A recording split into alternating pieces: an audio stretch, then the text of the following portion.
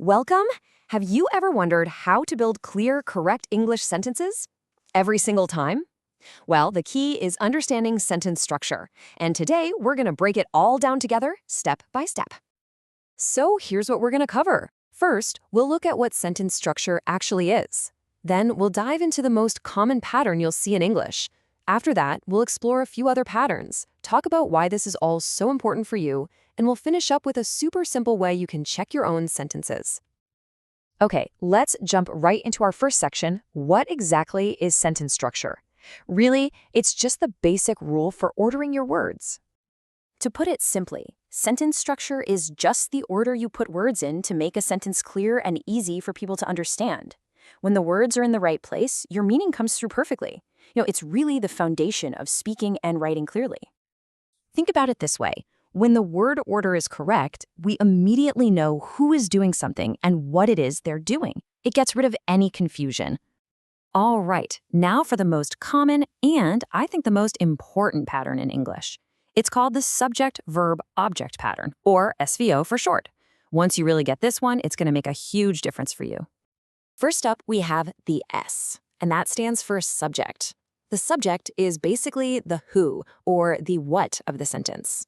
It's the person or the thing that's doing the action.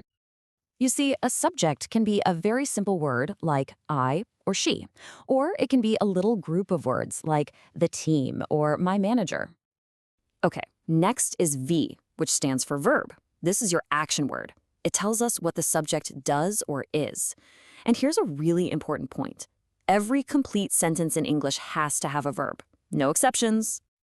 Verbs can show an action, right? Like work or finished. Or they can show a state of being, like the word is. And finally, we have O for object. So the object is the person or thing that receives the action from the verb. It's the piece that kind of completes the main idea.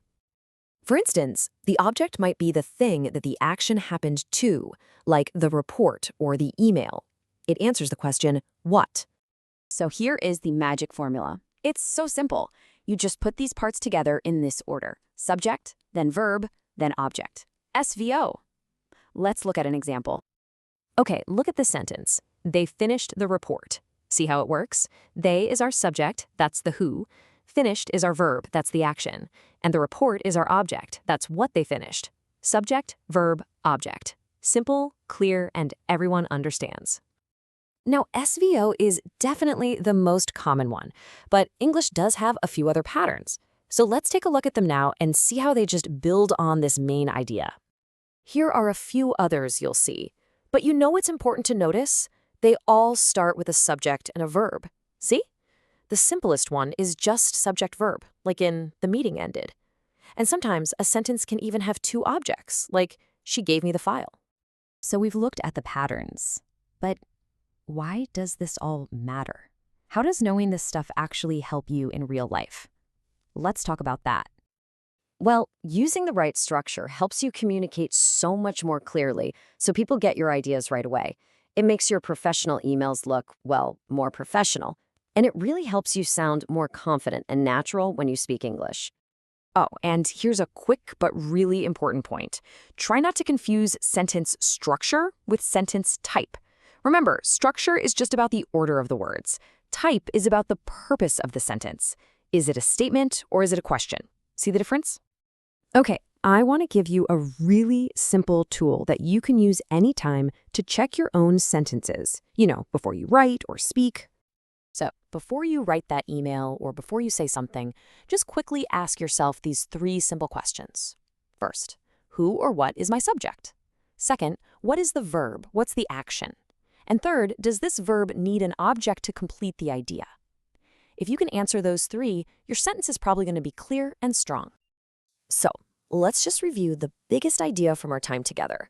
When you get right down to it, sentence structure is simply about putting words in the right order so your message is clear. That's really all it is. And now it's your turn to practice.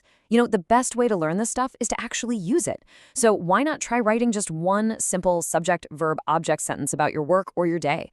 Go on, give it a try. You'll be on your way to building clearer sentences and feeling more confident right away.